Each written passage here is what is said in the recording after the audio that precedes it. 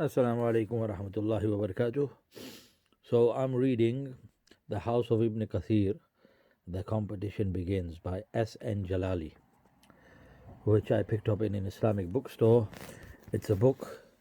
I don't know much about the book, but I know that it's a novel and it's aimed at kids or teenagers.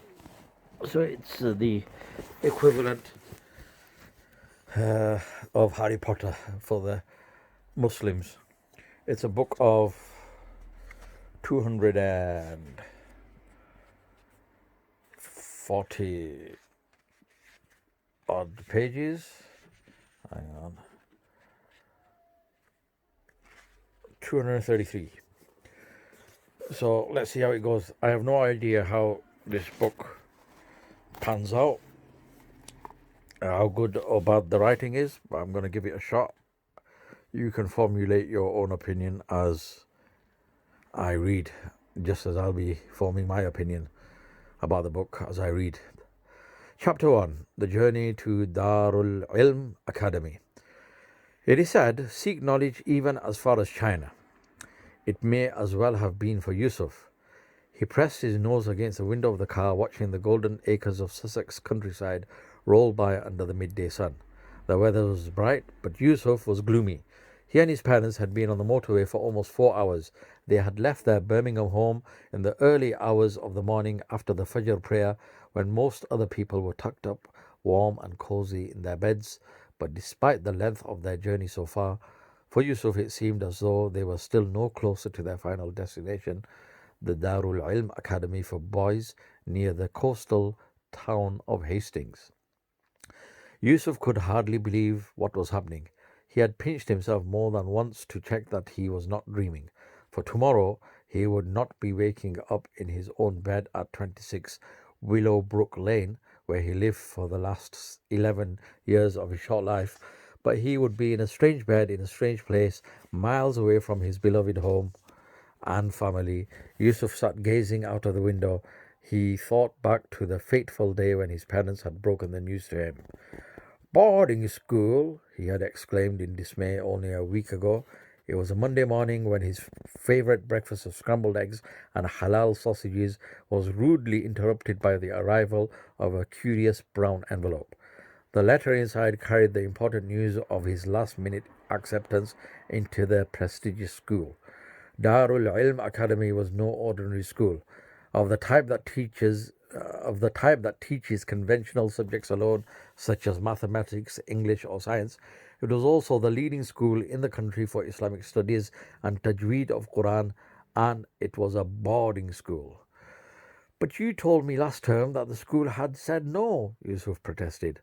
I don't want to go to boarding school, Ummi. It's too far away. I will never see you and Abu again. He dreaded the thought of being apart from his parents, but he was also thinking of his childhood friends, Zaid, Abdullah, William, and quite a few others. They had known each other since nursery school. They had known each other since nursery school, growing up together and spending long summer holidays playing in the park with their bicycles and footballs. Yusuf had been looking forward to starting high school with them, a day school at that. Ummi turned to look at him in surprise. She dropped her wooden spoon into a bowl of pancake batter that she had been vigorously beating. Of course you will see us again, Yusuf, she reassured. There will be holidays, you know. Yusuf sniffed his nose as he made a proper effort to hold back the tears that were welling up in his eyes. Ummi sighed. Ever since he had discovered that a space had become Ever since she had discovered that a space had become available at the school, she had hoped and prayed that Yusuf would win it. Grabbing Yusuf, she encircled him in her loving arms and planted a large kiss on his cheek. Subhanallah, anyone would think you were being fostered off, she said, smoothing his thick black silky hair away from his forehead so that she could see his eyes. Ammi's hands felt soft across Yusuf's brow. She looked directly at him and smiled. His eyes were dark and larger than average, which gave him an endearing appearance. It was hard for anyone to be upset with him for long. Suddenly, Abu interrupted. He had been sitting across the breakfast table, flicking through the school prospectus silently observing as the scene unfolded. Noticing that further reassurance was needed, he decided that it was time to offer his opinion on the matter. Don't worry, son, he reassured. I'm sure you'll make new friends there in no time. Think of all the fun you'll have, he said, holding open the brochure at the outdoor activities section. Look here, they've got archery, horse riding, and even a full-sized swimming pool. What more could you want? Yusuf's eyes glanced up curiously, suddenly interested, but trying hard to pretend not to be. Archery and horse riding, he liked the sound of that. It made him think of cowboys and Indians. Perhaps it could be fun, he began to concede to himself.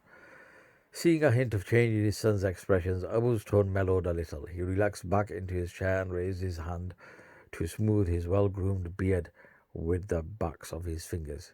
He always tended to do this when he was thinking. His beard gave him a somewhat distinguished appearance, being neither too long nor too short. Like Yusuf, he too had large dark eyes, and despite being in his 30s, there was still a youthful appearance about him. Taking the opportunity, he looked directly at Yusuf and continued with his words of encouragement. Imagine, Yusuf, he said, what a fantastic opportunity this could be for you. Think of all the wonderful things you could learn. I mean, you always mope around the house after Quran class complaining about Ustad Mustafa's new student. What's his name? Uh, the one who is a Hafiz of the Quran, asked Abu, not really expecting an answer. Anyway, this is your chance to become a Hafiz yourself. Isn't that what you've always wanted? He continued, handing the prospectus to Yusuf. Abu was right. There was no denying that memorizing the Quran in its entirety had become one of his most earnest desires.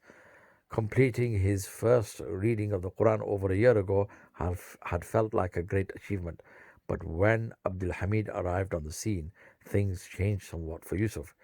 He was a new student in Ustad Mustafa's class, and although he was only 2 years older, Abdul Hamid was a Hafiz of the Holy Quran.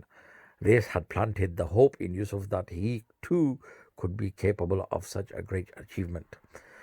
Unsure as to whether